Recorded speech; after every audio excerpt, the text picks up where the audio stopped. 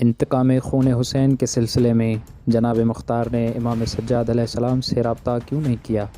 قاتلان حسین سے قصاص لینے کے بعد جناب مختار نے حکومت مولا سجاد کے حوالے کیوں نہ کی؟ آئیے ان دو اہم تاریخی سوالوں کے جوابات جانتے ہیں۔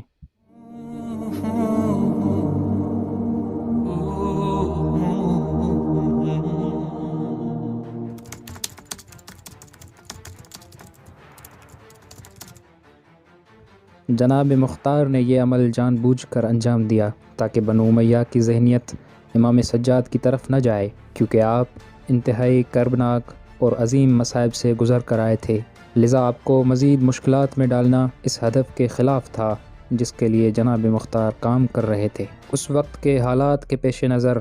نہ تو اس میں مصلحت تھی کہ مختار امام سے رابطہ رکھیں، اور نہ امام کے لیے حالات سازگار تھے کہ مختار کی باضابطہ حمایت کرتے، کیونکہ امام کا رسمی طور پر قیام مختار کی حمایت کا مطلب ابن زبیر سے مقابلہ کرنا تھا کہ جو ہاشمیوں کا سخت مخالف تھا۔ تاریخ کے مطابق جب وہ حاکم تھا اور نماز جمعہ پڑھاتا تو کبھی رسول خدا کا نام تک نہ لیتا۔ جب کسی نے وجہ پوچھی تو کہا کہ جب رسول خدا کا نام لیا جاتا ہے تو بنو ہاشم خوش ہو جاتے ہیں، اس لیے میں ان کا نام ہی نہیں لیتا۔ اہل بیت رسالت سے ابن زبیر اتنا بغض رکھتا تھا کہ جب ہاشمیوں نے اس کی بیعت سے انکار کیا تو حضرت محمد ابن حنفیہ اور حضرت ابن عباس اور بنی ہاشم کے ایک گروہ کو اس نے زمزم کے کنویں کے قریب جمع کیا اور کہا میری بیعت کرو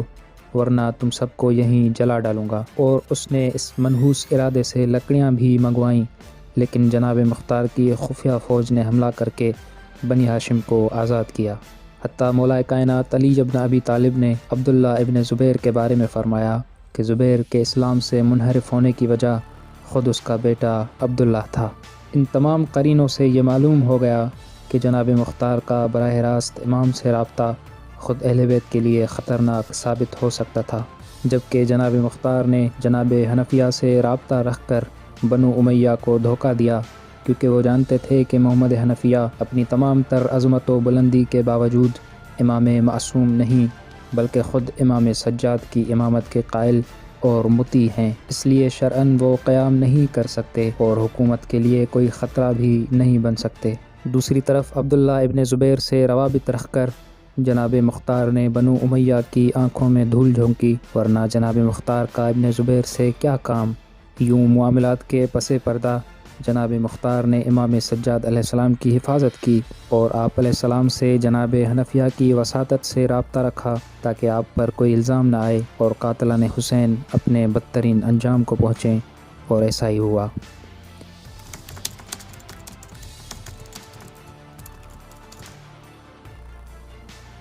جناب مختار جانتے تھے کہ اگر امام کو حکومت دے بھی جائے تو یہ کوفہ تک محدود رہے گی اور زیادہ دن اس کی مدت نہیں ہے، کیونکہ باقی تمام علاقے بنو امیہ کے زیر اثر تھے اور بنو امیہ بآسانی کوفہ پر لشکر کشی کر کے دوبارہ جنگ کی صورت میں کربلا کی طرح اہل بیت کو قتل کر دیتے، جس کے خانوادہ رسالت اور شیعہ ہرگز متحمل نہیں تھے۔ لہٰذا مناسب وقت کا انتظار ہی ہر دور کے امام کی ترجیح رہی اور مصلحت ظاہری حکومت سے کنارہ کشی میں ہی تھی۔ البتہ جناب مختار کے اس کام کی امام معصوم نے تائید اور تعریف کی اور انہیں دعائے خیر سے نوازا۔ کربلا کے بعد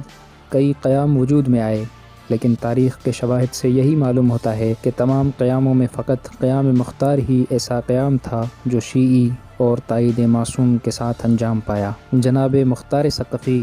ایک متقی، دلیر، متدین اور سیاست علی کے عکس العمل شخصیت تھے۔ ان کے متعلق منفی تاثرات و نظریات فقط بنو امیہ کا بچھایا ہوا جال ہے۔ خداوند متعال ان پر اپنی رحمت نازل فرمائے۔